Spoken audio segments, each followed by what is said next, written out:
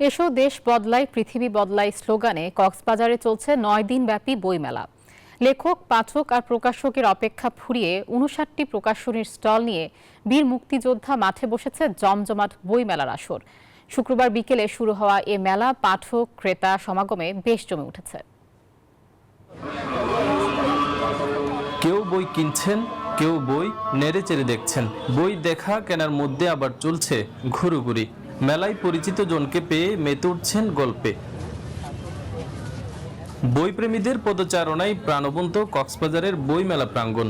নানা বয়সী মানুষ আসছেন। এছাড়া বিভিন্ন শিক্ষা প্রতিষ্ঠানের শিক্ষার্থীরাও এসেছেন। স্টল থেকে ওই স্টলে ঘুরুঘুরিতে কাটিয়ে দিচ্ছে সময়।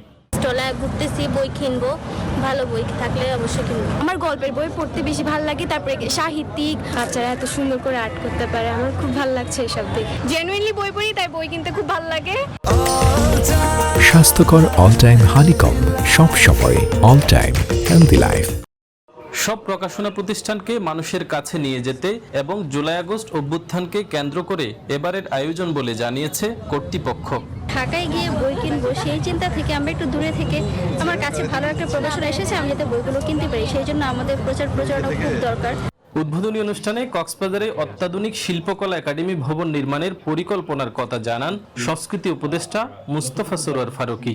কক্সবাজারে আমাদের শিল্পকলা একাডেমির একটা ভবন হবে, নতুন অডিটোরিয়াম সহ, সেখানে থিয়েটার করার জায়গা থাকবে এবং সিনেমা দেখানোর জায়গাও থাকবে। 18 জানুয়ারি পর্যন্ত সবার জন্য উন্মুক্ত থাকবে মেলা।